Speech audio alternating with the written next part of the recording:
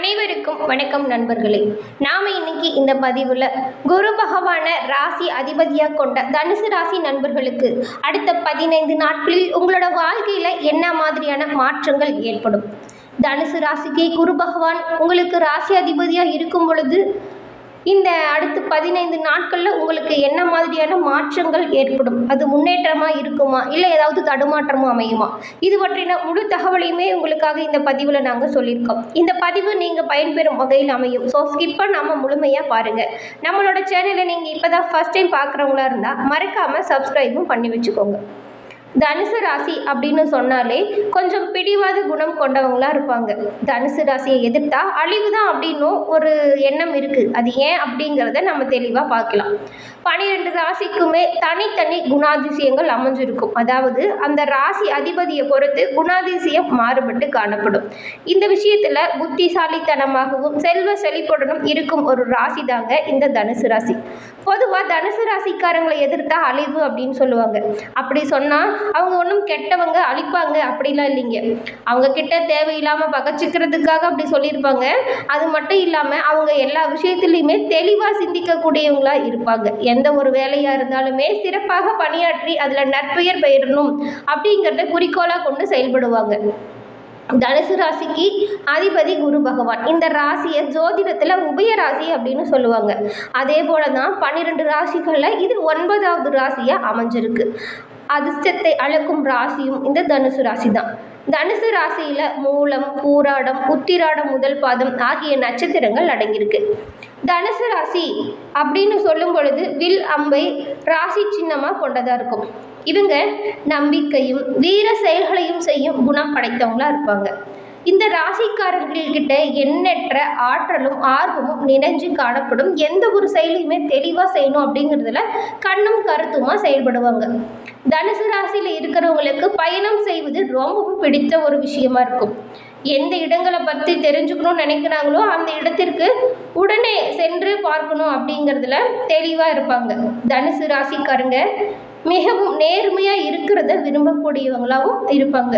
தன்னிச்சையான குணத்தாலும் மற்றும் குழந்தைத்தனமான செயலாலும் அனைவரையுமே மகிழ்ச்சி அடையும்படியான செயல்களை செய்வாங்க.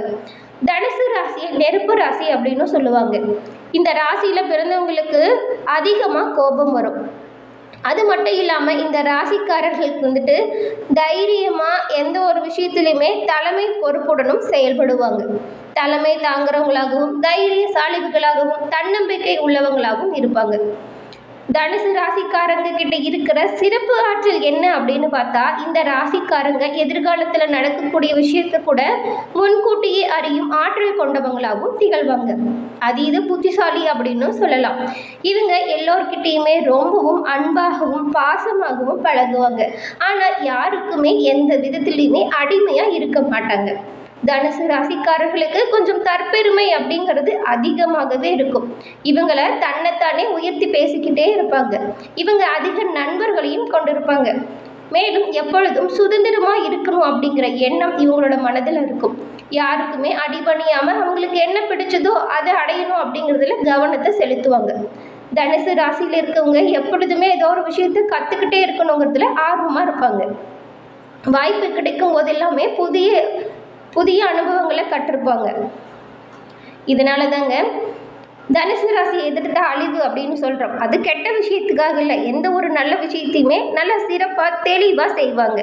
இவ்வளவு சிறப்பு குணம் கொண்ட தனுசு ராசி அன்பர்கள் உங்களோட வாழ்க்கையில் ஏற்படும் காரிய தடைகள் விலக பரிகாரமாக நீங்கள் என்ன பண்ணலாம் அப்படின்னு பார்த்தா, உங்களோட ராசி அதிபதி குரு பகவான் அப்படிங்கிறதுனால வியாழக்கிழமையில் நீங்கள் தட்சிணாமூர்த்தி வழிபாடு செஞ்சுட்டு வாங்க. கட்டாயம் உங்களோட வாழ்க்கையில் ஏற்படும் காரிய தடைகளும் கஷ்டங்களும் நீங்கும்.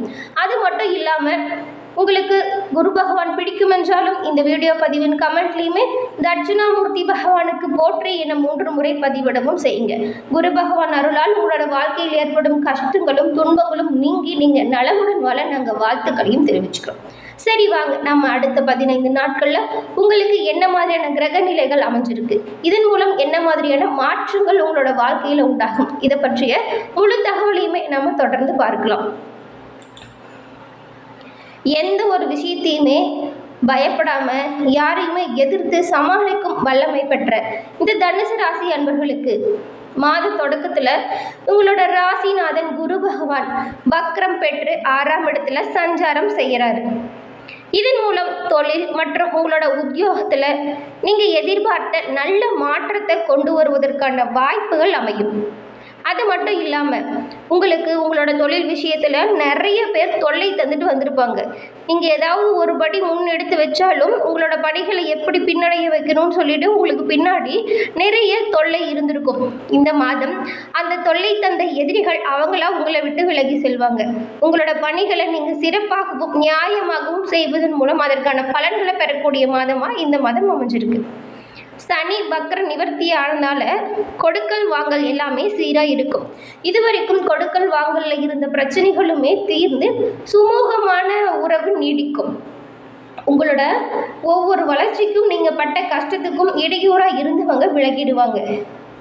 இதுவரைக்கும் நீங்கள் ஏதாவது காரியங்களை எடுத்து நடத்தலான்னு செய்கிறப்போ நிறைய தடைகள் அதை அப்படியே விட்டுருப்பீங்க. தேங்கிய காரியங்கள் சுறுசுறுப்பாக நடப்பதற்கான வாய்ப்புகள் அமையும். தெய்வீக நாட்டம் உங்களுக்கு இந்த மாதம் அதிகரித்து காணப்படும். பொது வாழ்க்கையில் இருக்கிறவங்களுக்கு எதிர்பார்த்த உயர்வு உண்டாகும் ஒரு சிறப்பான பலன் கொடுக்கும் மாதமாக இந்த மாதம் அமைஞ்சிருக்கு. அதன் பிறகு ரிஷப ராசியில் உள்ள குரு பகவான் இந்த மாதம் முழுவதுமே உங்களுக்கு வக்ரம் பெற்று சஞ்சாரம் செய்யும். இந்த நிலையில் உங்களோட ராசிக்கும் 4ஆம் இடத்திற்கு அதிபதியாக விளங்குறவர் தாங்க குரு பகவான். அவர் வக்ரம் பெறும் பொழுது ஆரோக்கிய குறைபாடு அவ்வப்போது வரலாம். சுகாதிபதியான குரு பகவான் வக்ரம் பெறும் பொழுது மருத்துவ செலவுகள் கூடுவதை தவிர்க்க முடியாது. அதனால் நீங்கள் எப்போவுமே உங்களோட ஏதாவது சின்ன சின்ன உடல்நல கோளாறு வரும் பொழுது மருத்துவர் அணுகிடுங்க. அதுதான் சிறப்பாக இருக்கும். மனக்கவலை தரும் விதத்தில் உறவினர்கள் நடந்துக்கலாம். வீண் வாக்குவாதத்தை தவிர்த்துடுங்க. உங்களோட குடும்பத்தில் இருக்கிற பர்சனல் விஷயத்தை மற்றவங்க கிட்ட யாருக்கிட்டையும் ஷேர் பண்ணாதீங்க. இவங்க நம்ம சொந்தக்காரர், இவங்க நமக்கு ஃப்ரெண்டு அப்படின்னு சொல்லிட்டு உங்களோட தனிப்பட்ட குடும்ப விஷயத்தில் நடக்கும் விவகாரத்தை வெளியில் சொல்லாதீங்க. பெரும்பாலும் இதை தவிர்க்கிறது ரொம்பவும் நல்லது. பொருளாதார பற்றாக்குறையை சமாளிப்பதற்கான சாமர்த்தியம் உங்களுக்கு உண்டாகும். அது மட்டும் இல்லாமல் உங்களோட பெற்றோரின் ஆலோசனை நல்ல ஒரு பலனை கொடுக்கும். அனுபவஸ்தர்களின் அறிவுரை உங்களோட வாழ்க்கை பாதையை சீராக்க பெரும்பாலும் உதவிகரமாக இருக்கும். உத்தியோகத்தில் இருக்கிறவங்க உங்ககிட்ட கொடுக்கப்பட்டுள்ள பொறுப்புகளை மற்றவங்க கிட்ட கொடுப்பதன் மூலம் பிரச்சனை வரக்கூடும். அப்படிங்கிறதுனால கவனத்தை கையாளணும். உங்களோட பொறுப்புகளை நீங்களாக முன்னின்று செயல்படுத்துறது ரொம்பவும் நல்லதாக அமையும். ஏன்னா அதில் வரும் சின்ன பிரச்சனையாக இருந்தாலும் பொறுப்பு நீங்கள் தான். அப்படிங்கிறதுனால நீங்கள் ஏதாவது பிரச்சனை அதிகரிக்கும் அப்படிங்கிறதுனால கவனமாகவே இருந்துக்கோங்க. யாரை நம்பியும் எந்த ஒரு பொறுப்பையும் ஒப்படைக்காதீங்க. சனி செவ்வாய் பார்வை உங்களுக்கு என்ன மாதிரியான பலன் சொல்லுது அப்படின்னு பார்த்தா, கடகத்தில் இருக்கும் செவ்வாய் இந்த மாதம் முழுவதுமே கும்பத்தில் உள்ள சனி பகவானை பார்க்கிறார். உங்களோட ராசிக்கு 5, 12 ஆகிய இடங்களுக்கு அதிபதியானவர் தாங்க இந்த செவ்வாய் பகவான். விரையாதிபதி செவ்வாயின் பார்வை சகாய ஸ்தானத்தில் பதிவதன் மூலம் கொஞ்சம் விரயங்களுமே அதிகரிப்பதற்கான வாய்ப்புகள் அமையும். இருந்தாலுமே வீண் விரயங்கள் இருந்து நீங்கள் விடுபட சுப விரய செலவுகளை மேற்கொள்வது நல்லது. பிள்ளைகளின் எதிர்கால நலன் கருதி ஒரு தொகையை செலவிடுங்க. அவங்க வெளிநாடு செல்வது, வேலைக்காக முயற்சி செய்வது போன்ற இதில் ஆர்வம் காட்டுங்க.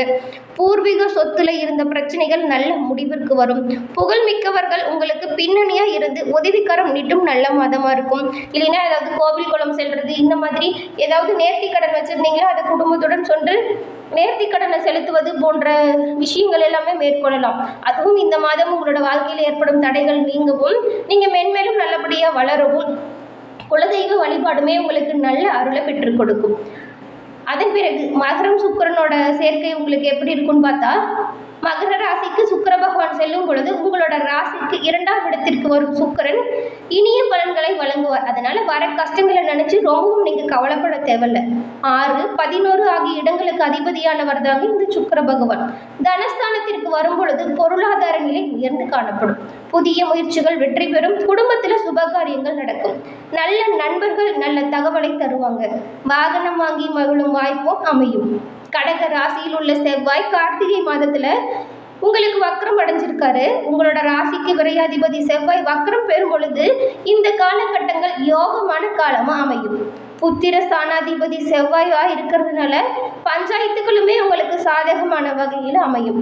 ஆனாலும் பண விஷயத்தில் நீங்கள் கவனமாக இருக்கிறது ரொம்பவும் நல்லது. மற்றவங்களை நம்பி எந்த ஒரு காரியத்தையும் இறங்காதீங்க. பொது வாழ்க்கையில் ஆதாயம் தரும் தகவல் கிடைக்கும். சொல்லப்போனால் நிறைய விஷயங்கள் உங்களுக்கு சாதகமாக இருக்குது. நீங்கள் எந்த ஒரு விஷயத்தையுமே கவனமாகவும் தெளிவாகவும் செயல்படுத்தினா ரொம்பவும் நல்லதாக இருக்கும். என்ன நண்பர்களே, இந்த பதிவு நீங்கள் பயன்பெறும் வகையில் அமைஞ்சிருக்கும்னு நினைக்கிறோம்.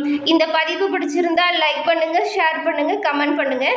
நம்மளோட சேனலில் நீங்கள் இப்போ தான் ஃபஸ்ட் டைம் பார்க்குறீங்கன்னா மறக்காமல் சப்ஸ்கிரைபும் பண்ணுங்கள். தொடர்ந்து பார்த்தமைக்கு நன்றி நண்பர்களே. நன்றி, வணக்கம்.